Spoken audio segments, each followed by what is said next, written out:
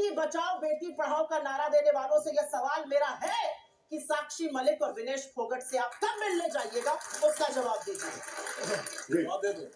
पहली बात तो व्हाट्सएप यूनिवर्सिटी का कमाल देखिए साहब, असेंबली होती है, वैल्यू एडिशन निगेटिव हो जाता है।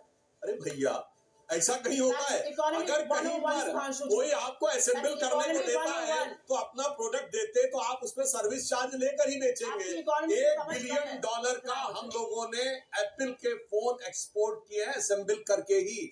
25% आईफोन 14 भारत में बने हैं। इसे कहते हैं व्हाट्सएप यूनिवर्सिटी या राहुल गांधी यूनिवर्सिटी, आप जो भी समझ लीजिए। अब दूसरी बात मैं कहना चाहता हूँ, दूसरी, अरे भाई आपने हमने आतंकवाद की इतनी घटनाएं उत्तर से दक्षिण तक बता दी। अब दक्षिण कश्मीर के 4 जिलों में रह गया है, वो दिखाई नहीं पड़ा, उसके लिए इनको आंकड़े चाहिए। पर मैं कह सकता हूं हमारी सरकार के किसी नेता ने आतंकवादियों के लिए आंसू नहीं बहाए। हम ये कह सकते हैं हमारे किसी नेता ने आतंकवादियों के लिए पलक पावड़े नहीं बिछाए। संसद भवन पे हमला हुआ, जिन जाबाजों ने अपनी जान दे दी, उन्होंने, उनके परिवारों ने मेडल लौटा दिए। चूंकि अफजल गुरु को 7 साल तक सर्वोच्च न्यायालय से निर्णय होने के बाद फांसी नहीं दी रही थी, परंतु सोनिया जी की आंख में आंसू नहीं आए।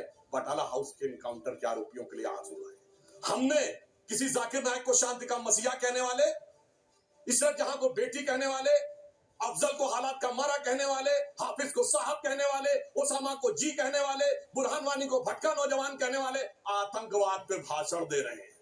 इसलिए अब